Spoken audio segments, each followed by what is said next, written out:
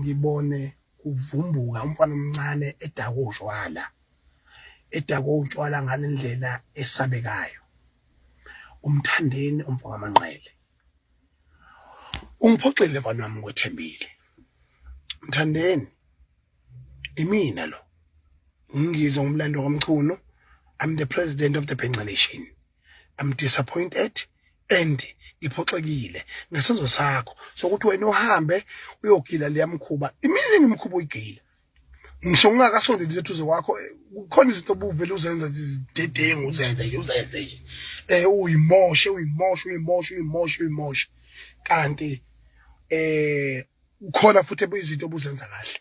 Unenhlanhla, unogazi, unalo futhi italent, kodwa kungiphoxe kakhulu ngokungangabazi ukuthi ey'ntweni ezinhle kangaka usezenzile emculweni kaMaskandi, kulo shuni kaMaskandi, ngisho impi yakho nomgodi yakhandwa yimi. Ngakusho lokho futhi ngiyakuphinda manje, imina ingqwele yenu, imina uyihlo wakho, imina uyise kakhuzana engakhandla lempi yenu after umgqumeni nomtshengiseni ngezathu sokuthi nina nikwazi ukuthatha uMaskandi niwubuyisele ezingeni noma beyond lapho khona umgqumeni nomtshengiseni bewubeke khona.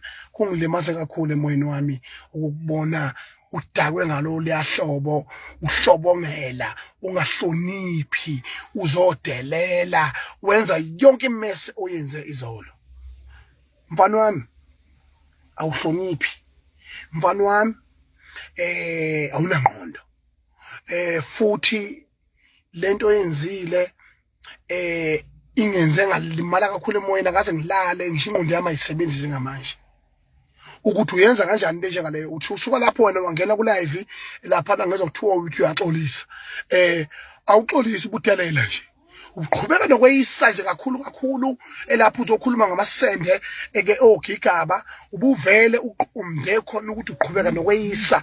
Emthandeni uyedelela, Mthandeni kumele uxolise esizweni sami singamabhinca, esizweni sikaMaskandi, nakubalandeli bakho kanye nabalandeli bakaMaskandi. Mthandeni uyasidakelwa, Mthandeni uyaseyisa, Mthandeni usiphuza inyongo. Ngizokutshela mina manje mntakamashando, mina okhuluma njengamanje Ungizwe umlando kaMchunu, ngithi mina mntakamashando uphumile esandleni. Uma benifuna nini ukusangana ngendlela efuna ukusangana ngayo, sanganani ngendlela enisangana ngayo, nenze izinto efuna ukuzenza.